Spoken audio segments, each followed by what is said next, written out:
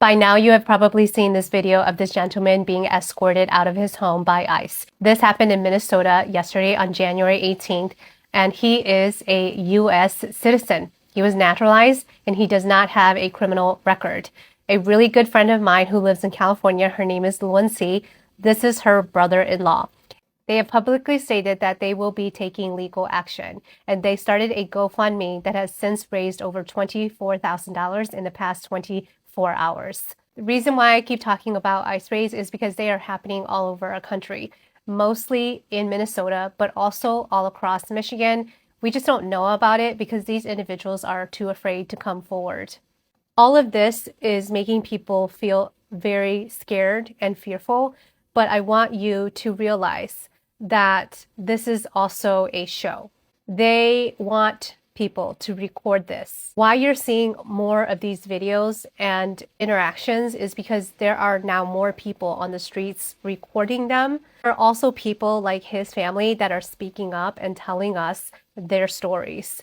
The other part of it is ICE has been directed to take their cell phones and cameras and record these raids. They want social media clout. They want people to watch this and think that they are doing their job and that they're doing a really good job, that they are keeping our neighborhoods safe, when in reality, they are terrorizing neighborhoods. So there are two opposing sides to what is happening in our country today. There are the people who are seeing the injustice taking place, and then there are people who are trying to justify what is happening.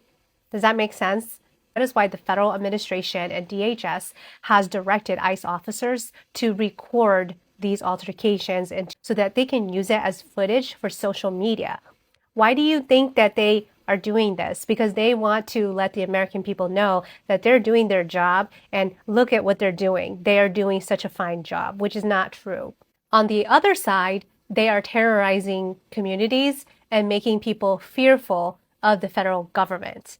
So it's got like a dual effect. ICE is actually using AI and software to determine where there are big pockets of neighborhoods where there are immigrants or likely people who may be documented at some point and then lost their status.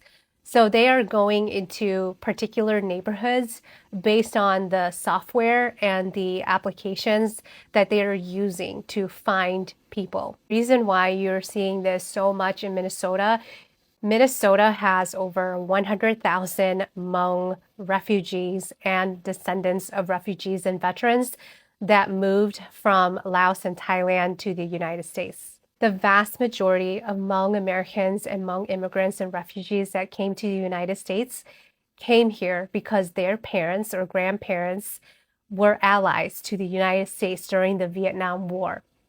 And in 1975, when the U.S. pulled out of Vietnam and Laos and Southeast Asia, anyone that was Hmong was persecuted for being an ally to the United States. These are descendants of these veterans and nurses. So I'm going to read to you what Luancy said. ICE came to my brother-in-law Sally's apartment, broke down the door and trashed his place, handcuffed him, and put a gun to his daughter-in-law's head. They did not allow him to put on proper clothing, and they forced him outside in freezing weather. Sally is a naturalized U.S. citizen. He has no criminal record. ICE drove him around for nearly 1 hour, questioned him, fingerprinted him. Only after all of that, they realized he had no criminal history and no reason to be detained. They then dropped him back off at his apartment like nothing happened. What makes this even more painful is Sally's story. During the war in Laos, my mother-in-law, Nurse Chua Thao, helped a Lao woman deliver premature twins. The mother could not care for them. So Chua took the boy, Sally. She believed deeply in doing things the right way.